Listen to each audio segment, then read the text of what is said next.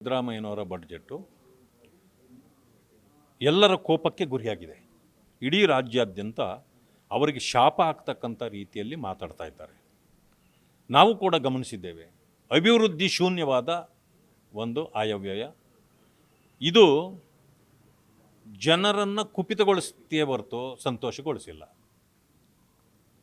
ಇದು ಒಂದು ರೀತಿ ಯಾರು ತನಗೆ ಓಟು ಹಾಕ್ತಾರೋ ತಮ್ಮ ಮತ ಬ್ಯಾಂಕ್ ಇದೆಯಲ್ಲ ಅದನ್ನು ಇನ್ನಷ್ಟು ಮತ ಬ್ಯಾಂಕವನ್ನು ವಿಸ್ತಾರಗೊಳಿಸಿಕೊಳ್ಳುವ ರೀತಿಯಲ್ಲಿ ಇದು ಮಾಡಿದ್ದಾರೆ. ಅದನ್ನು ಓಲೈಕೆ ಬಡ್ಜೆಟ್ ಇದು. ಅದರಿಂದಾಗಿ ಇದರಲ್ಲಿ ಸಂಪೂರ್ಣ ಅನ್ಯಾಯ ಮಾಡಿರ್ತಕ್ಕಂಥದ್ದು ತಳ ಸಮುದಾಯಗಳಾಗಿರ್ತಕ್ಕಂಥ ಪರಿಶಿಷ್ಟ ಜಾತಿ ವರ್ಗಗಳಿಗೆ.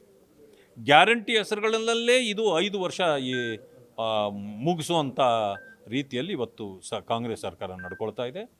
ಏನು ಗ್ಯಾರಂಟಿಗಳಿಗೆ ಹಣವನ್ನು ಇಟ್ಟಿದ್ರು ಆ ಹಣದಲ್ಲಿ ಪಾಲು ದಲಿತ ಸಮುದಾಯಗಳಿಗೆ ಕೊಟ್ಟಿಲ್ಲ. ಅಲ್ಲೇನು ಮಾಡ್ತಿದ್ದಾರೆ ಅಂತಂದರೆ ಅವ್ರನ್ನ ಮಿಸ್ಗೈಡ್ ಮಾಡ್ತಿದ್ದಾರೆ. ದಲಿತರ ಹಣ ದಲಿತರಿಗೆ ಅಂತ. ದಲಿತರ ಹಣ ದಲಿತರಿಗೆ ಕೊಡಿ, ಆದರೆ ಗ್ಯಾರಂಟಿ ಹಣ ಎಲ್ಲಿ?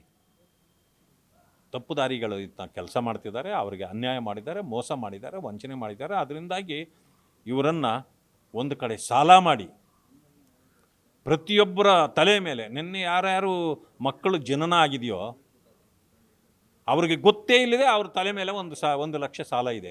ನಿನ್ನೆ ನನ್ನ ಮೇಲೂ 1 ಲಕ್ಷ, ಅವ್ರ ತಲೆ ಮೇಲೂ ಸಣ್ಣ ಮಗುವಿನ ತಲೆ ಮೇಲೂ 1 ಲಕ್ಷ ಸಾಲ ಓರಿಸಿರ್ತಕ್ಕಂಥ ಸಾಧನೆ ಮುಖ್ಯಮಂತ್ರಿಗಳು ಆಗಿರ್ತಕ್ಕಂಥ ಸಿದ್ದರಾಮಯ್ಯನವ್ರದ್ದು. ಅದರಿಂದಾಗಿ ಇದೊಂದು ಶೂನ್ಯ ಅಭಿವೃದ್ಧಿಯ ಬಡ್ಜೆಟ್ ಆಗಿದೆ. ಕೆಲವರನ್ನು ಅಂದರೆ ಮುಸಲ್ಮಾನರನ್ನು ಓಲೈಸ್ತಾರೆ ಅಂಥೇಳಿ ಈಗ ಜನ ಎಲ್ಲ ಕಡೆಯಲ್ಲೂ ಮಾತಾಡಲಿಕ್ಕೆ ಪ್ರಾರಂಭ ಮಾಡಿದ್ದಾರೆ.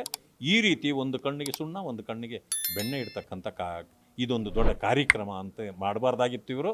ಆದರೆ ಈಗ ಬಡ್ಜೆಟ್ಗೆ ಅರ್ಥವೇ ಇಲ್ಲದ ರೀತಿ ಇದು ನಡೆದು ಹೋಗಿದೆ.